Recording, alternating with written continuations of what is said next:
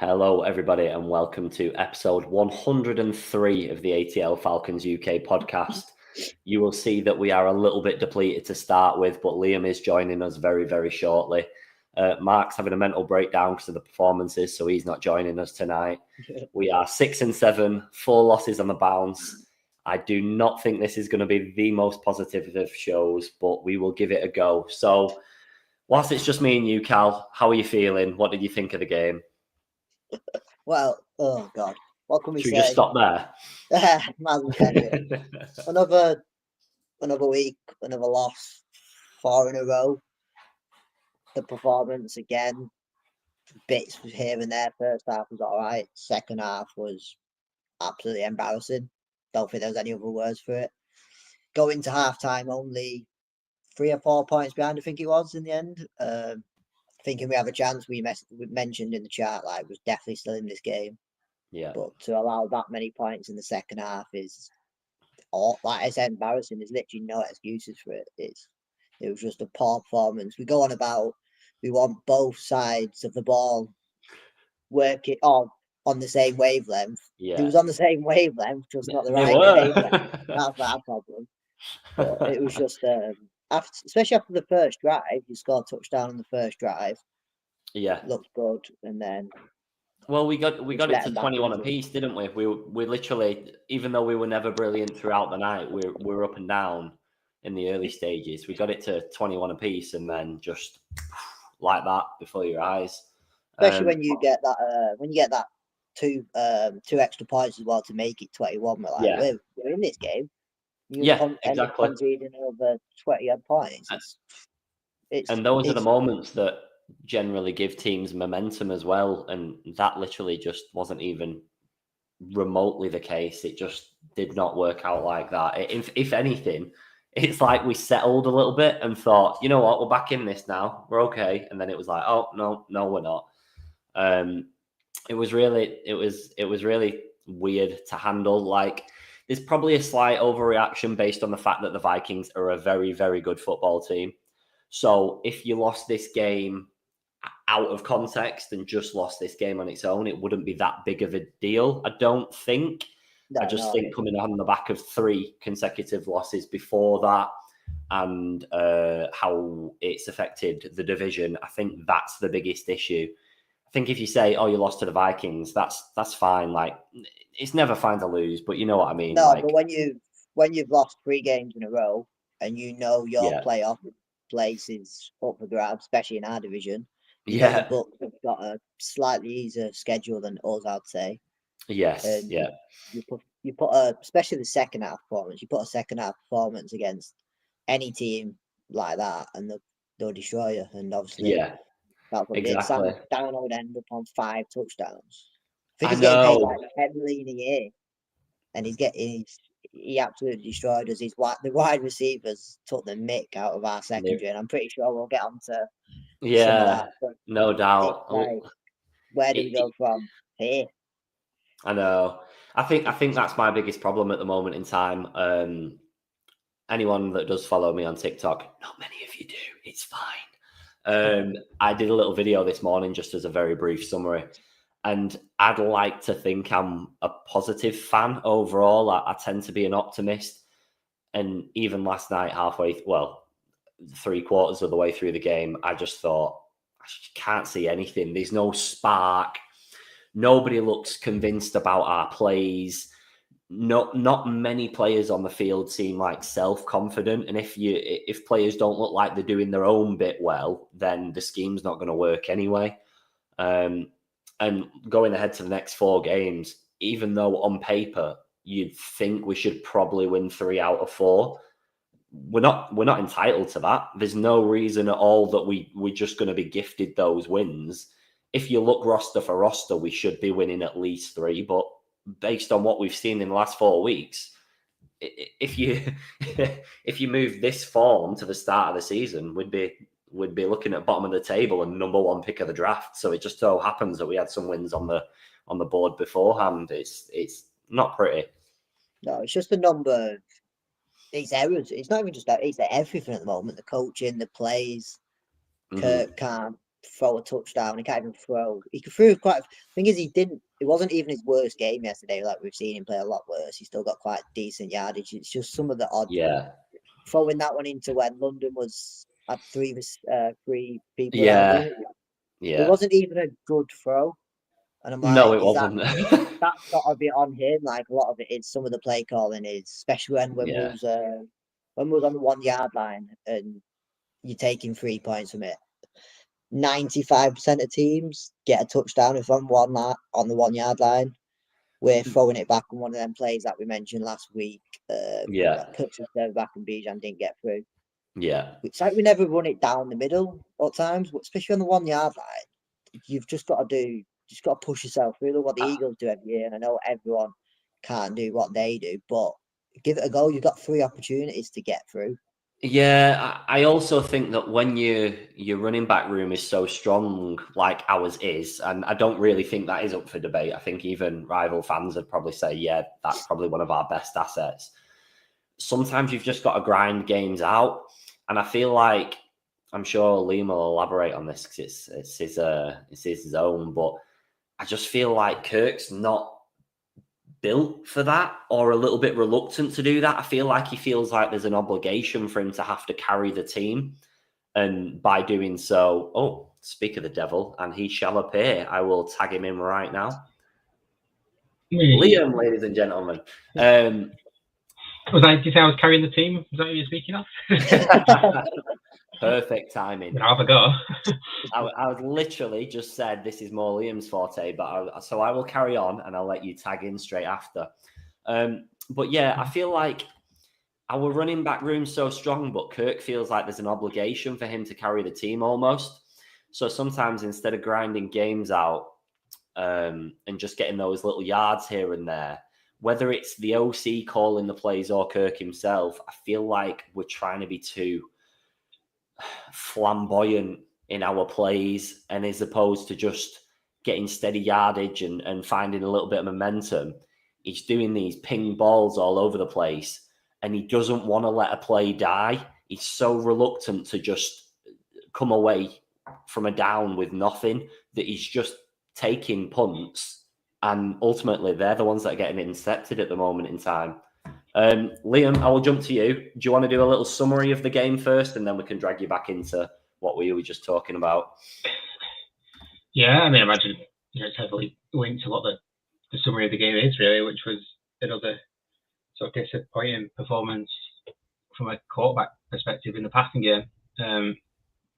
The run game was effective again, which it has been for most games this season. We've had a good run game and a good 1-2 punch, so we can't really put any fault on that. I don't think the O-line was particularly bad. I'm not going to say it was great, but obviously they've got a pretty decent defensive front. So, I mean, I think they did a good enough job. And then, the receivers are still making plays, but we're just turning the ball over at horrible times.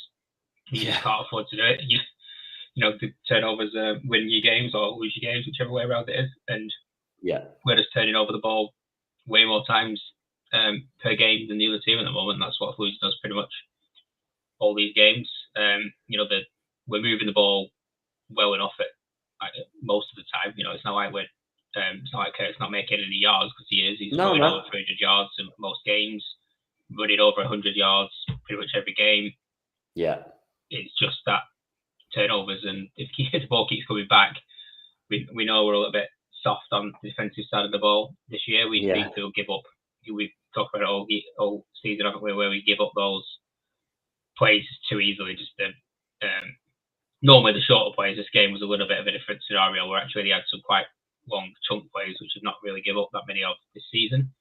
But yeah, if we're a little bit soft on defense, turnovers are an absolute killer for us, because the more drives that we face, as we know, we're going to give up a lot of points, and that's what's starting to happen. So and that, I think we're just it's hard to pinpoint what's going wrong. I don't want to just say just Kirk, but right now he's definitely the biggest problem we have, which is strange from what we were saying earlier on in the season with how well he's playing and how he changed team around, we had confidence in a quarterback, and it was the rest of the sort of like surrounding that we were worried about. Didn't expect to be worried about Kirk at this point, but here we are. Here we are. And I think that's the hardest thing to accept, really, the fact that the player that throughout the early parts of the season, and especially in Kirktober, was... I mean, quarterbacks are always going to get the credit and they're always going to get the blame. That's the nature of the position. But he was performing exceptionally. That was not an exaggeration whatsoever. Statistically speaking, in his yardage, his touchdowns, and his general play, he was up there in the definitely top 10. How much you want to dispute above that is completely optional. And it's like a switch has just flipped, and whatever confidence he had in himself and in those around him has just completely evaporated. It's really bizarre to see. I can't really put my finger on what has changed. Like you said then, I don't think the line has been drastically worse. The teams that we've played haven't been drastically better. The options available to him are still there. I don't quite know where the fault lies. Cal, you got a clue? I wish I did. I don't think the staff of the Falcons have a clue either at the moment. That's probably the main problem. But he said about the O-line. The O-line's doing its job, especially for the running backs, creating room. But it's not like Kirk doesn't have time. He has time. And when he is throwing it on his long throws, etc., and he's getting picked off, some of them are just, say 80% are just very poor throws as well. I think that he could have been caught out 1 or 2 times more yesterday, and especially last week when he had even more interceptions, and it was like he could have been probably intercepted 6 or 7 times in the end, which is obviously not good to see. I know every quarterback can be like that throughout the game, but to get caught in them situations, but to go from like October, what he did with 1 loss to 4 losses in a row, and 0 touchdowns, 4 games, 8 interceptions. That's bottom of the barrel at the moment. Yeah. That's awful. Like, it is generally, he's probably the worst performing quarterback in the league at the moment. And I read a little. That money, so there has to be something that has to change. I read a little stat earlier. I can't quite remember the context off the top of my head, but I'm not paraphrasing. He's the first quarterback since 2005 to not score a touchdown in 4 consecutive games. There was a little caveat to that in terms of how many games that quarterback has to have played, of course. So we're not talking like backup quarterbacks and stuff. I'll try and find it as we're out the show, but it's bleak. It really is bleak. Yeah. But we've got 4 games left, and if he stays how he's playing, we ain't winning any of them. Don't matter if against the Giants or whatever. We will end up on 6 and 11, and even 7 and 10, which we've now 3 years in a row we've finished on. Yeah, I ain't making that a 4th year. They can't. I don't think I've ever done on the same record 4 times in a row. But if he doesn't even go up by, he's got to go up by quite a bit to win some of these games. Yeah. Sorry, I've found the stat just before anybody else jumps back in. Kirk Cousins is the first quarterback to go 4 straight games in a single season without a touchdown and have at least 8 interceptions since Brett Favre in 2005. Wow. Stunning stuff. That's a nice little 19 years, but here we are. Go on, Liam. I'll let you chip in. Yeah, I was going to say I need to look back at the previous interceptions in the other games. But what I did notice on certainly the 2 interceptions that he had yesterday was that they were both on first down, which really winds me up. Yeah, because there's no need. If it's a 3rd down, like we're 3rd and 10 or whatever, or even a 4th down, how do you take a shot? If he gets intercepted, he gets intercepted. If it's incomplete, you go to 4th down anyway. So take your riskier passes on your 3rd downs because you've got less to lose if it gets turned over. But turning it over on 1st and 10, it just says that he's forcing balls into holes that are just not there when you don't need to. Like, we've got a good run game. Like, run the ball on 1st down, or if you've got to pass it on 1st down, take a short pass. Like, just take an easy open guy and essentially treat it as a run, like take 5 or 6 yards from a pass on first down, and then you're in your 2nd and 5, and it's the offensive coordinator's dream to be like 2nd and short on every drive. So I think the fact that he's throwing them on first down is just even worse than anything else, because that's just we've got 4 plays for 10 yards, and he's just throwing some silly ball when we absolutely don't need to, and trying to force something that just completely unnecessary. And I just don't get why he's doing it. Like, some of them are just risky throws that even on like the 3rd down, if like that's a bit of a silly throw, but on first down it's horrendous. Yeah, no, absolutely. It's like he's forcing it at the wrong time of the game. Like, we was in the game when the first interception happened, even when the second one happened. It's a bit like you're forcing it at the wrong time, because you don't mind if you got a winning drive or you've got 5 minutes left and you need your 2 scores behind. You don't mind it then, because it is what it is. You have got to take the you got to push it.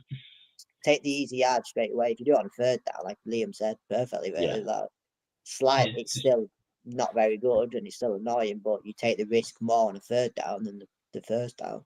Yeah. But I don't know. Something's obviously, you got 4 games left. You've got to be winning. To have a chance, you've got to win 3 of them games. You've got to win 3 and be praying as well, though, and that's the biggest problem.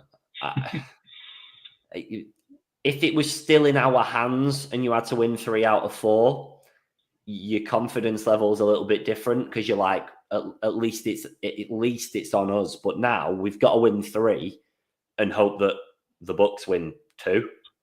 Yeah. Or we've got to win 4 and hope the Bucks win 3, and it's a little bit bleak. Before we move on to that too much, Cal, you ran some polls. I don't know if you've got them up, but I have. So, Cal put out yesterday, would you start Penix next week? Admittedly, again, straight after the game, so we always allow a little variance for the reactionary group. However, I don't think it matters. 412 votes, 82% of those were yes in favour of starting Penix. Liam, can you argue against that? It's difficult. Really, I would say like it's just not a situation to throw him into. Like it's high, it's a high pressure sort of situation, isn't it? But at the same time, like it's that bad at the moment that it's certainly actually up for consideration. Yeah. Like if it was just like sort of mediocre play, I'd be like no, like you go with the experienced guy, but it's actually like terrible at the moment. That the fact that we could actually end up doing it is just crazy.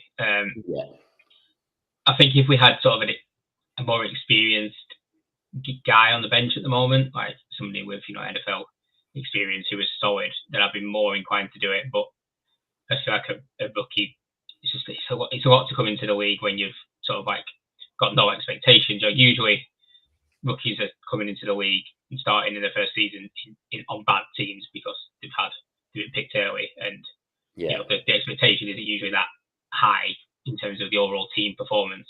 But we're in a situation where actually we're a team that's expected to get to the playoffs, and then you sort of asking a rookie to come in there on a losing streak and turn that around. Just fix it. Yeah, that's not. I mean, maybe he could absolutely thrive, and he could be awesome. Like you never know. Like it could be worth that risk.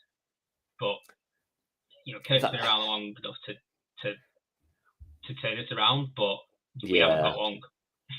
There's a very fine line, isn't there, between the logic of starting an untested rookie in, like you just said, a catastrophic set of circumstances. So 6-7 isn't catastrophic. 6-7 after being 6-3 is.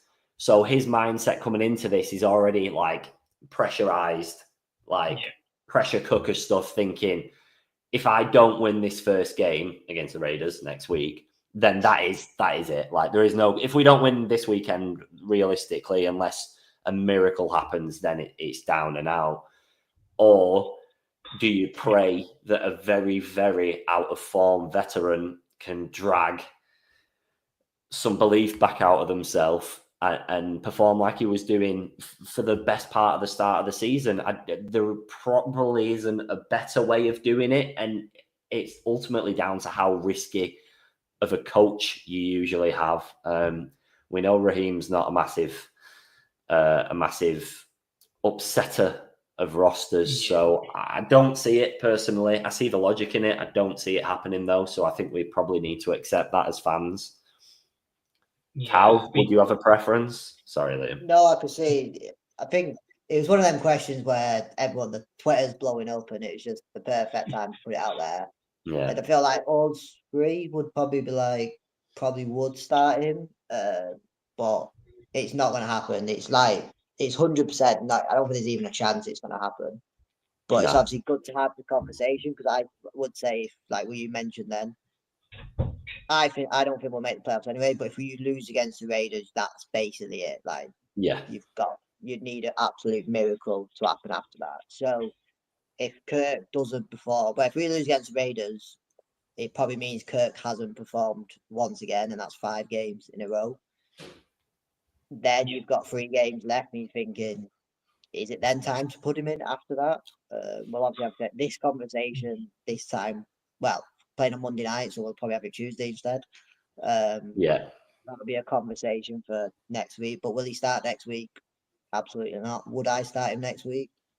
I probably would, but I'm not the coach. I think that is probably. I think that probably is the line. A lot of money. That was Terry's decision to bring him in. It was, and as much as we credit him for his successes, we have to criticize him for his. I'm not going to say failure, because it isn't a failure yet. It's not too early, because of course the last 4 games have gone horrifically. But in terms of Cousins' career with the Falcons, it's far too early to say. Like that's brutal. But you are in a position now where the cap hit, should you cut him, and the cap hit, or just for the sake of leaving him on the bench, is very heavy. So you're definitely taking him into year 2, unless something absolutely astronomical happens. So I think we probably just have to suck it up, to be completely honest. I think that'll be another conversation for, depending how the season ends, is Terry the right guy? Because he's been here long enough. Has he brought some good players in? Is it one of his bad mistakes? Obviously, I can't say that now, but until the end of the season, that'll be another conversation that us fans will be having. I've always been a big Terry advocate, to be fair. I've backed him quite a lot. I know his draft picks have been a bit sketchy, but he from day one, he said best player available all the time. And on paper, he's probably done that every year, because our perception is slightly different to best available. Not necessarily what we've always needed, but he said he was going to do BPA, and he's done BPA. Right. Let's break it down a little bit going into. I don't think this. Liam, have you got much you want to review about the actual game itself? Because to be completely honest, it was chaos. The secondary probably. That's what I was going to mention. The secondary, I might as well not be on the field. I do that far away from people. So we might as well play without corners. 100%. That's what it was like.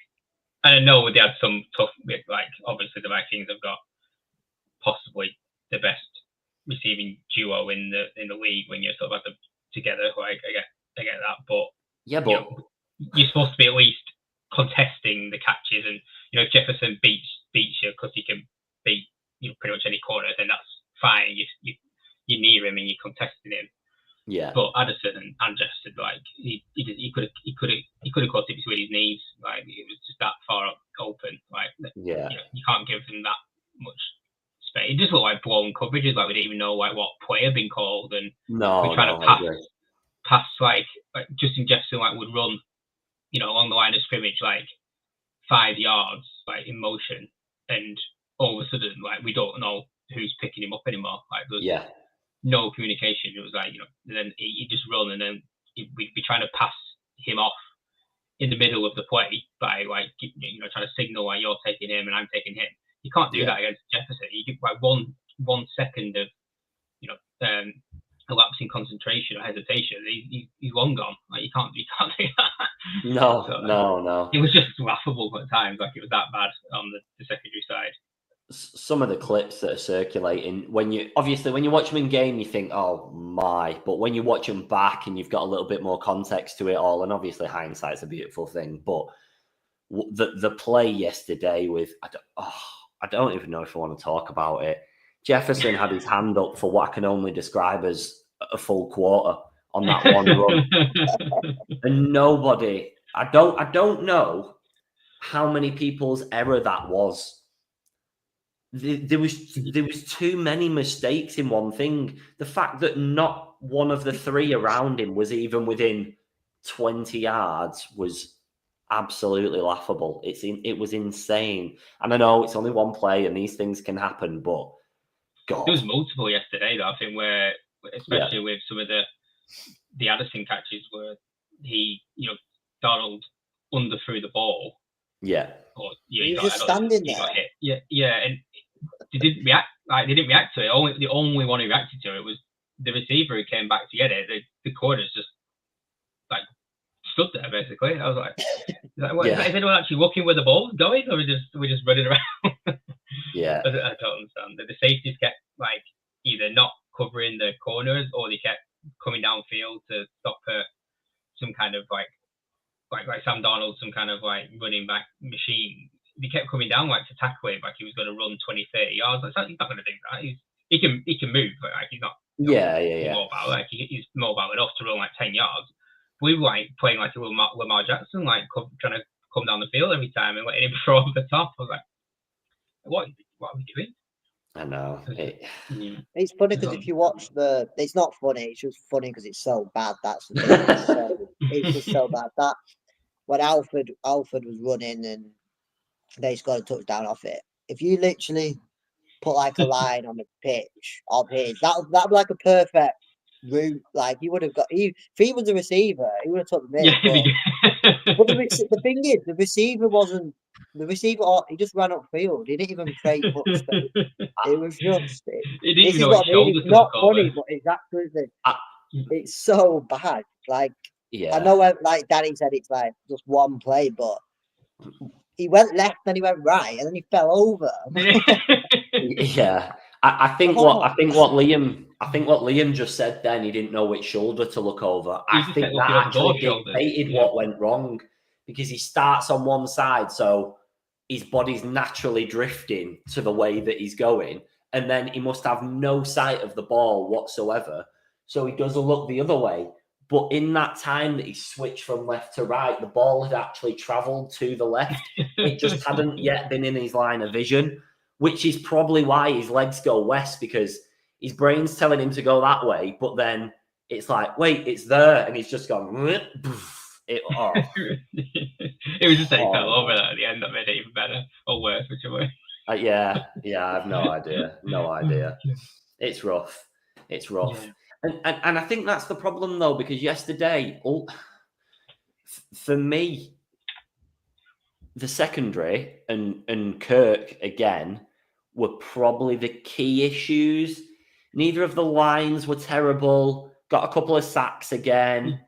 Held up pretty well against the run within reason.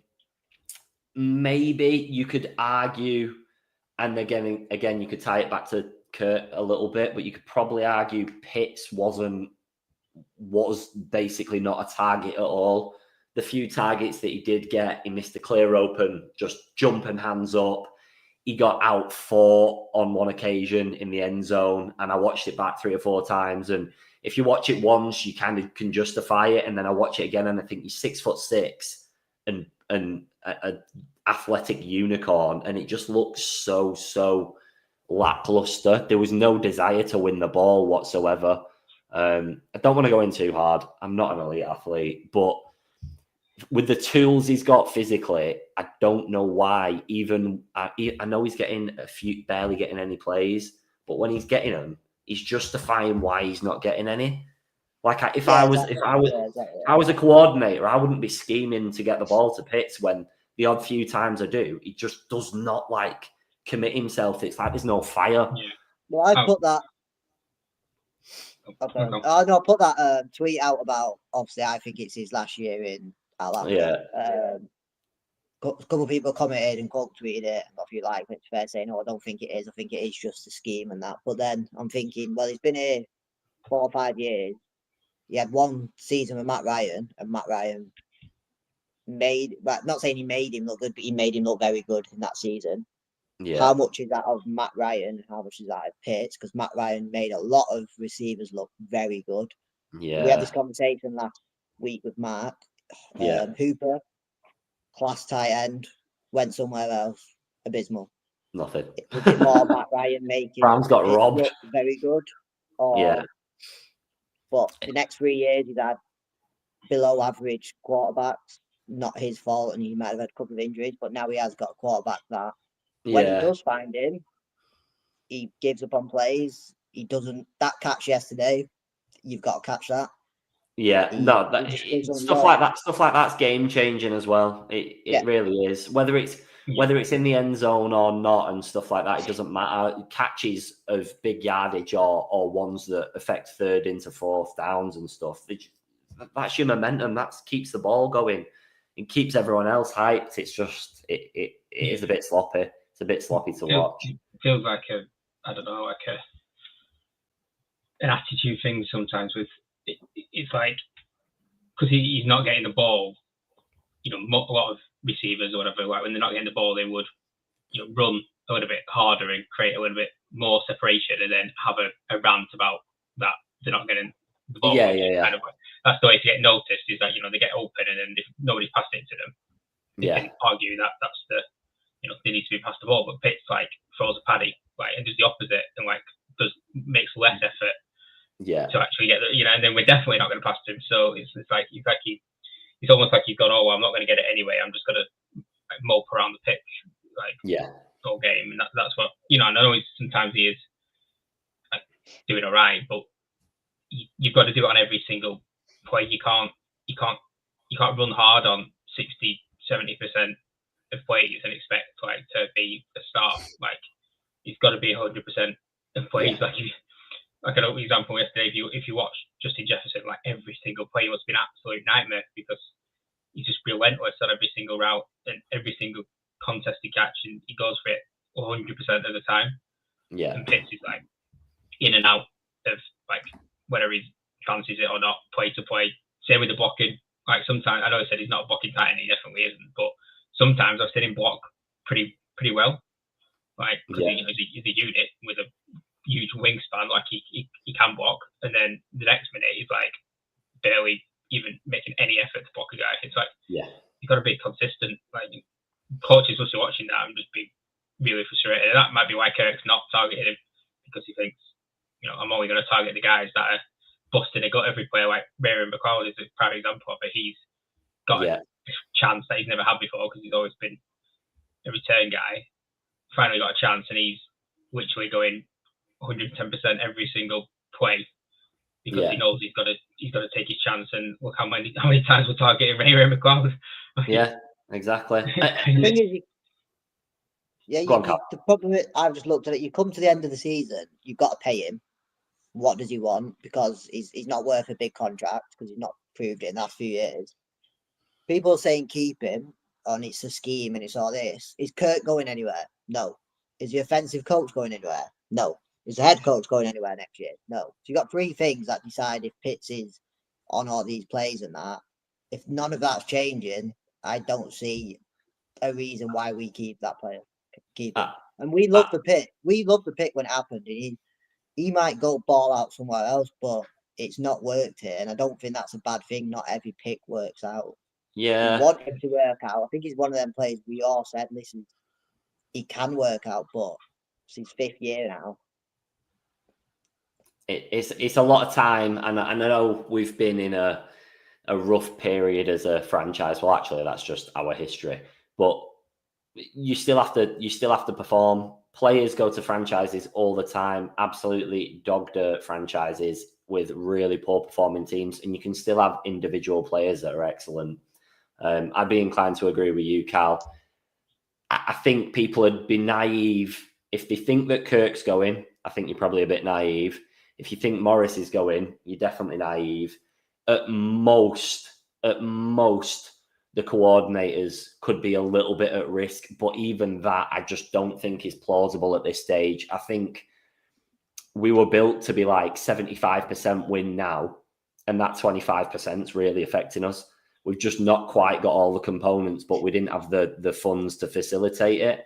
So ultimately, I think Arthur Blank just lets us carry on for another year. It's progress, it's development. It wasn't going to be an immediate win, but I think if anybody is expecting a drastic change this season or into next season, I think I'd lower your expectations a little bit.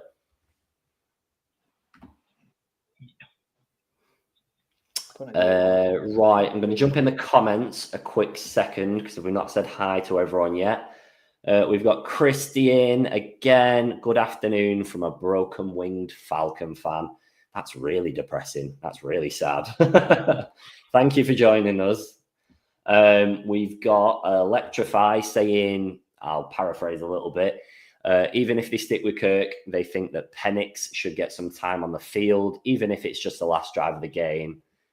He's got to play to improve, and that's pretty much bang on because ultimately, I'm not saying yesterday would have been right because of the whole Kirk and the Vikings thing. That would have probably been a bad time to drag him off the field. That's not going to do anything good for his confidence. But in the other games, if you're down and out and there's no recovery, just chuck him on because we've seen a few snaps so far, but you may as well just stick him on for a bit more. It's not going to get worse. If you're one score away or maybe even two, then obviously you stick with your main man. But last night was a little bit different. I'm going to use Paul's comment as a segue into our next section. So I thought it'd be a good idea to break down our 4 remaining fixtures and the books and see how we all feel the season ends up. Weirdly, I've looked at them and me looking on paper makes me more optimistic, but me watching the game last night makes me think we are done. So Paul said, evening gents, another depressing performance. I'm resigned to another losing season and no playoffs already. Can anyone make a case for us making it? Paul, I'm about to make a case for you. Right, lads. So we'll do the Bucks games first because ultimately, if you say yes and no to certain ones of them, it might not even matter if we win all of ours. So up next, the Bucks have the Chargers. Sunday Night Football, who would you lean towards for that one? Chargers win that. Yeah, I think the Chargers. Okay. They do really, Justin Herbert's playing really well at the moment, I think. So, okay.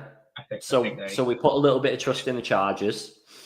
We don't play until Monday night, Tuesday morning over here against, of course, the Raiders. Who do you have for the Raiders and the Falcons? Oh, by the way, I went Chargers for me over the Bucks as well. The Raiders have lost 9 in a row. If we lose to a team that's lost 9 in a row, yeah, with they've got 3 quarterbacks obviously Vinci's out now and O'Connell might be out, so it might be Ridder, and they don't if we lose to them, my God. Do you know what's our playoff hopes? Would be the title of next week's show if that comes in. What's absolutely hilarious is when Ridder made the move to the Raiders, I put a tweet out saying, this is going to come to bite us on the arse, isn't it? That is getting dug out this weekend, no doubt whatsoever. I'm going to go Falcons for that. What? I have to. We have to. If you lose to them, you don't deserve playoffs. I don't think we should be allowed in the playoffs, even if we qualify. If we lose to the Raiders, if we lose to the Raiders and someone make it after that, we should forfeit our position from it. Yeah, we're not worthy. Okay. You can't lose. So we've got to. We simply have to win that game. So wins all round. Are we saying? Yeah. So at this point, that would put the division back 7-7, and us with the edge over the Bucks based on our divisional wins. Then the following week, the Bucks play the Cowboys Monday Night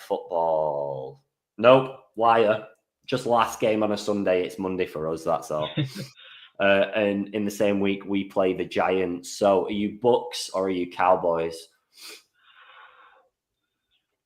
I'll lead because my brain wants to say Cowboys, but they have nothing to play for. They've got no Dak Prescott. CeeDee Lamb's all beaten up because they're abusing him. If they win, they'll have done a remarkable job. I just don't really see it. I don't think so. I'm going to have to go with the Bucks for that one. I think this is the where. So we're saying like the Chargers will beat it. This is the game where if we want to make the playoffs, they have to lose this. I think because I think we'll get on to the next two. I think they win the next two. So I think the Cowboys is probably the biggest game, sort of out of the four. Bit weird way to put it, but I think this is the game where it could go either way. But I'm going to say the Bucks on it. So right, okay, Liam. I could definitely want to say the Bucks. Obviously, the Dallas have bounced back a little bit. Obviously, not to beat the Giants, which most people do. But they also beat the Chargers, the Commanders.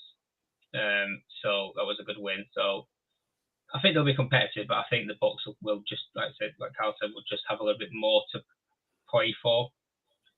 And I think that'll drag them over the line. I think against the Cowboys. But it's a close game, but I'm going to say the Bucks win it. Okay, which should be both 8-8. Yeah. Well, no, I'm just assuming you're going to say we're going to beat the Giants.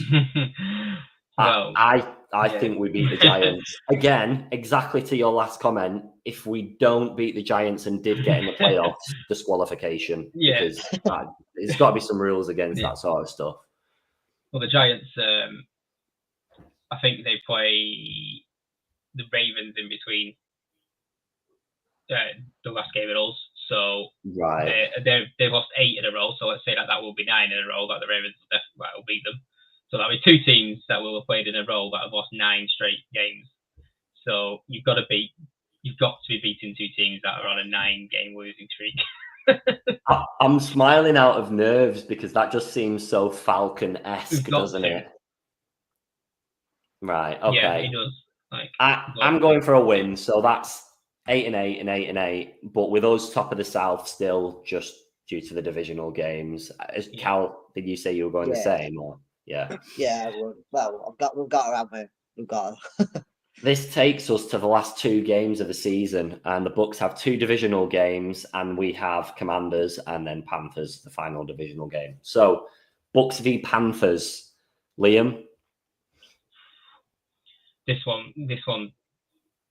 I think the Bucks will win it, but in the same context as what I'll say about our game against the Panthers. Yeah. I think it could be a lot more competitive than I would have said if you'd asked me 6 games ago or whatever it was. Yeah. They've just improved. They're not obviously winning a lot of games, the Panthers, but they've improved so much over this season. They're competitive in pretty much every single game right now. So I think they could push the Bucks, but I think just they'll probably come up a bit short against the Bucks. I think just because I just don't think they've quite got enough quality to win against the solid teams. Yeah, I think even more so when the Bucks have that little bit more to fight for. Not that the Panthers wouldn't try because they've got to play us and them, so they know they dictate the season a little bit. But when you're bottom of the table, you might move into 3rd if you have a good stretch, maybe. But you probably wouldn't want to for the draft pick. So yeah, I'd go for the Bucks to win that. To be honest. I don't think might be wrong. I don't think the Panthers have even got a draft pick, so to lose for. They traded them all away, didn't they? To get Bryce Young. So to get Bryce, that's gone well. So they might be winning. They might be going for a win. Yeah. Yeah. Rough. Stunning, right, Cal? Yeah, I think I was saying the Bucks will win. I think it'll be a close one because the Panthers they took the Eagles to the last drive, basically. Yeah. Bryce Young actually looks like he's doing bits at the moment, which is he's not playing. Even though in our division, it's not a player that I'd sort of root against. I'm not bothered. I feel like it's quite good to see him actually do well, considering the whole of the franchise. Yeah, the whole team's bounced back massively, which is, for me, I just did not see that coming. No. Yeah, I think. Okay, so then we've got the Commanders on that same game week. I don't want to be a negative Nancy, but I think we lose against the Commanders. If we do win the other two games, I'd put it as a more even footing because we're right back in the mix. If we've lost either one of those two games before that, I don't think we're fighting for much. I think it's so out of our hands by that point that we'll be so demoralised that I just don't think we'll have it in the tank. Liam, what are you leaning towards?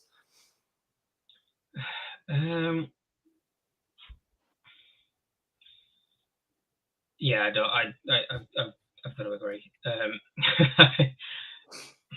I don't think we'll.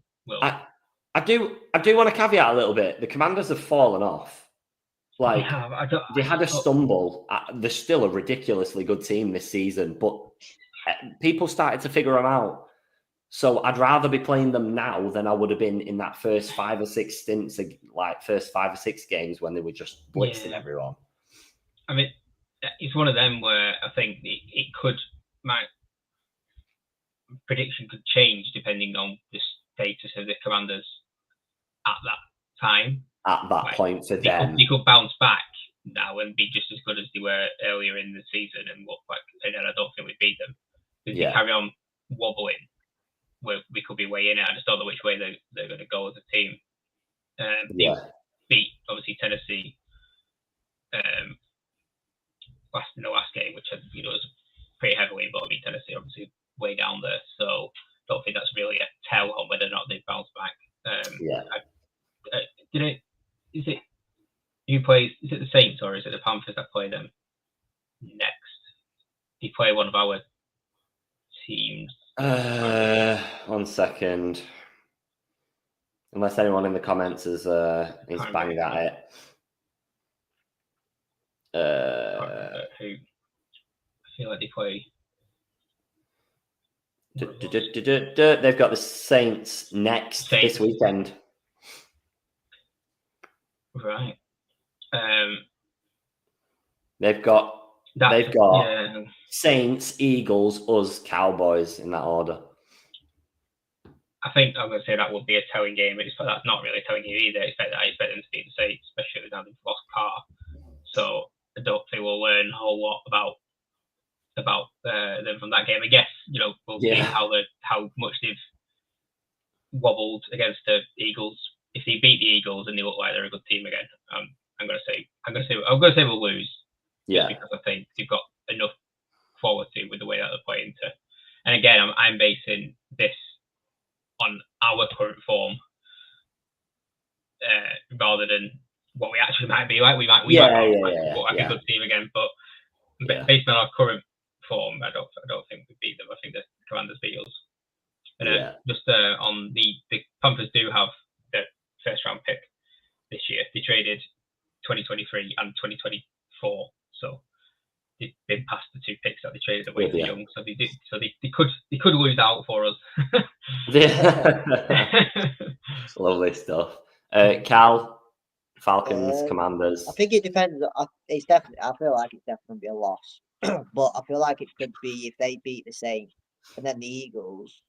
I don't know what their division's like. I think are they quite close, Eagles and Washington still? If they Eagles got secure playoffs yesterday, so they're already in it. I was thinking like if they did beat the Eagles and they still have a small chance of they'll still get the playoffs, but winning their division. I do feel like they could blow us out of the water if they win the next 2. Which I don't think would make. We obviously need to win. If we win every game, we make the playoffs. Everyone knows that. But with the way they're playing, or have just got back into a bit of form again compared to the last few weeks, I think they do blow us out, which is not great to see. But then it all goes down to the final game, doesn't it? Yeah. So that would leave us relying on the Panthers to be trash and then the Saints to do us a favour. Yeah. Lovely. So that would leave the Bucks on 9-8, us on 8-9, us playing the Panthers, the Bucks playing the Saints. The Saints will never want us to go through to the playoffs. So I hate the idea of teams throwing games, but surely if there was a sniff that we were going to get the playoffs, the Saints would just throw it. I mean, you might think differently because they also wouldn't want somebody beating them to be the game that takes them to the playoffs.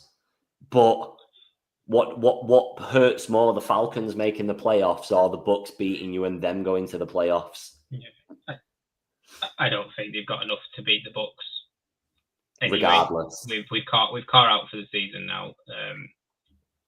I think we've seen enough from the two backup quarterbacks that they're not probably good enough to be a good team, and I think they're going to have to be.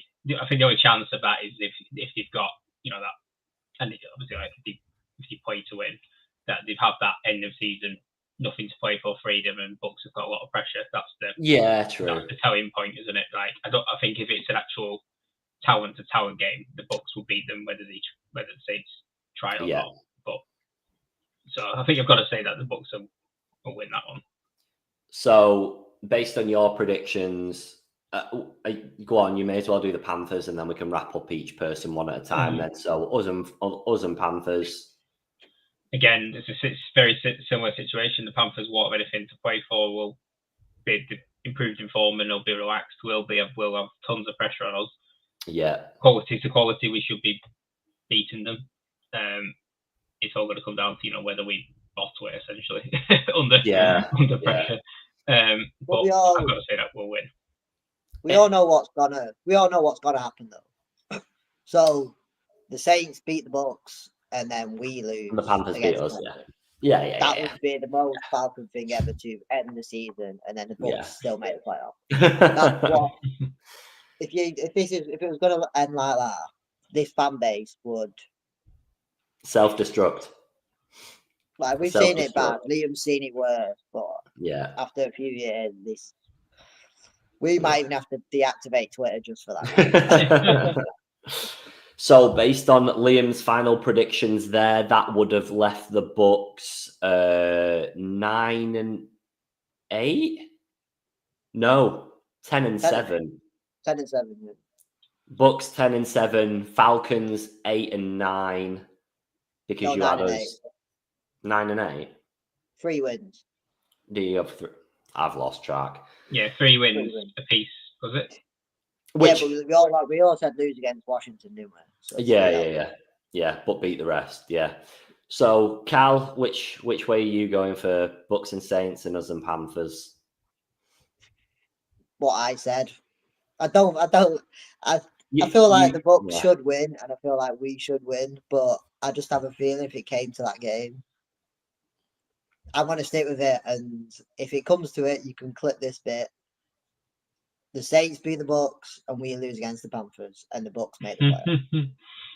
If anybody's watching this live, if anybody's watching this back, if that happens, you know where to go. Find that man. That is bad juju. Right. Okay. Fair enough. So again, another one of us not getting through the playoffs. Narrowly missing out. I'm going to spice our lives up, and I'm going to be that person. Paul asked for somebody trying to justify our position in the playoffs. I think that we have the Panthers on toast, and I think Spencer Rattler, or whichever backup quarterback is playing on the day, throws for 4 touchdowns, and the Bucks are shell-shocked and they don't know what's happened, and the Falcons go through 9-8, purely going through based on the divisional record. That's happening. Factual information. It's coming home. The Falcons go into the playoffs. Clip that. The maddest thing is even if we finish 9-8 and we don't make the playoffs, it's such a So we've been fans. This is our fifth or sixth season. We've been fans for about 40 years or whatever.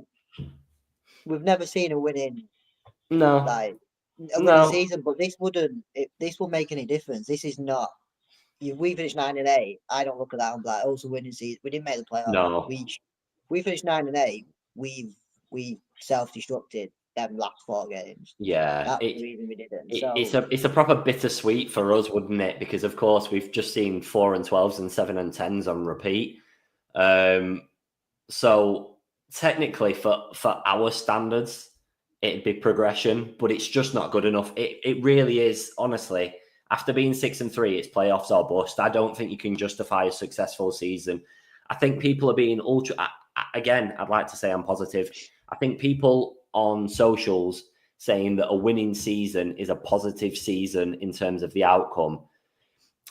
Any other year, maybe if you were like 0-4 and recovered to a positive season in that context, then maybe it is. But when you're 6-3, when you've got a 3-game lead in the division, if you're not going to the playoffs, it's not a successful season at all. I'm going to jump to the comments real fast. Paul is admiring, I suppose, my optimism, seeing as I'm the only one with any.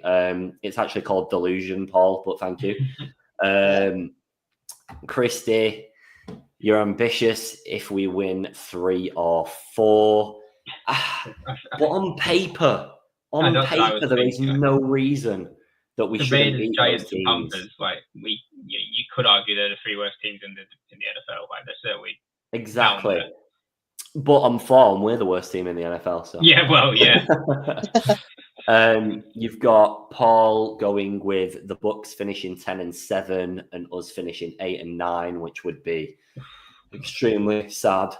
And then, I mean, that's not a name. But damn right, we've got Falcons fans in the UK. We came over this year. We were at the Benz. We were pitch side. We did the whole tour of Atlanta and everything. You can follow us on Twitter, Facebook, Instagram, Spotify. Subscribe over here on YouTube. Just anywhere you want, you will find us. ATL Falcons UK. We chose to support this team. Like we'll imagine that. Yeah. That there's people out there who actively choose to support the Falcons. Yeah, I'm only going to. I'm going to assume that this person here was either born and bred a Falcon, or has been a long-term fan. We did that. We did this by choice. They're the choice of 32 teams around the whole of America. Big country, and we picked. We could have bandwagon fanned it. We could have done anything we wanted. Yeah. Don't get me wrong. The city, what an amazing place. The football team, awful. Not so good. Oh dear. I'm going to stay in the comments a little second. We've got Electrified back saying, if the optimistic delusion sees us through to the playoffs, I will personally buy you a pint. I will hold you to that, and I hope that I am the only one that is valid for that, because these two don't deserve it. Despicable negativity. Ben, thank you for joining us. Bryce career day, 5 touchdowns for Kirk, throwing 3 interceptions to end the season. That seems more Falcon-esque, doesn't it, than a Falcons win? But here we are. Christy back saying, I know on paper our performance stats have us regressing. The only hope I have is that we break the 7-year, 7 wins seasons curse. It's got to happen sooner or later. No team can have 7 wins for that long. They've even changed the amount of games that we play in the NFL, and we've still been getting 7 wins. It's ridiculous stuff. They added a game so we could try and get to 8 wins, and it did nothing. So based on that, we've got the Falcons going through 9-8, top of the division. We've got the Falcons just missing out, and the Falcons just missing out again. Do we have any other business, boys? Because we are bang on showtime. That game last night against the Rams v Bills, it was the first game ever with 2 teams over 40 points and no turnovers. Nice. That's a nice little start. I don't know if it was ever or like 60 years ago, but I'm pretty sure it's ever the first ever game. That is That is ridiculous. But That I don't is think a anyone crazy sees the start. Rams pulling that one off, and no, they did in the end. No, but again, and not to be. I mean, it really wasn't the case. That was an end-to-end game. It was high scoring. The Bills clearly hadn't down tools, but again, they've already made the playoffs. And I'm not saying that actually physically showed, but they're there and they're already through. So even though they were grafting still, I'd like to know if there's that like 1% little thing in the back of your mind where you're thinking, should we just step it down a little bit? I know the seeding matters drastically still. I'm not too sure where they'd fall in the seeding. They're now 2 games behind the Chiefs anyway. So Chiefs are going to get number 1 pick, so they'll get the bye week. Yeah, but so I don't know what teams are closest to the Bills either, but no. The Steelers. Are they 10 and? Steelers are 10-3. Bills are 10-3 as well.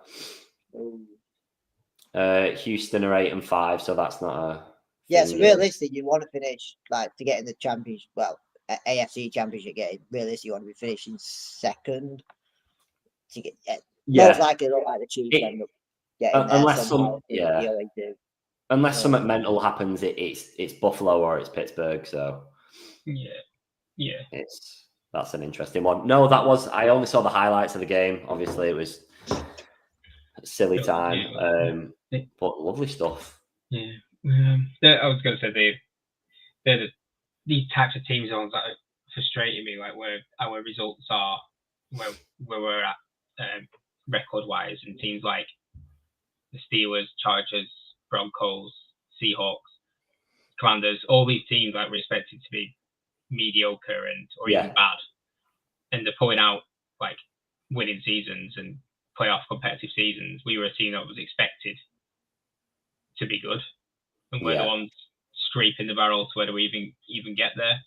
Yeah, and it's weird you look because like when you look at like some of the rosters like that are actually performing well, like particularly the Broncos doing it with a rookie that was basically people said like he was never going to work. It was a terrible pick. They're like he hasn't got a lot around him. They're 8-5.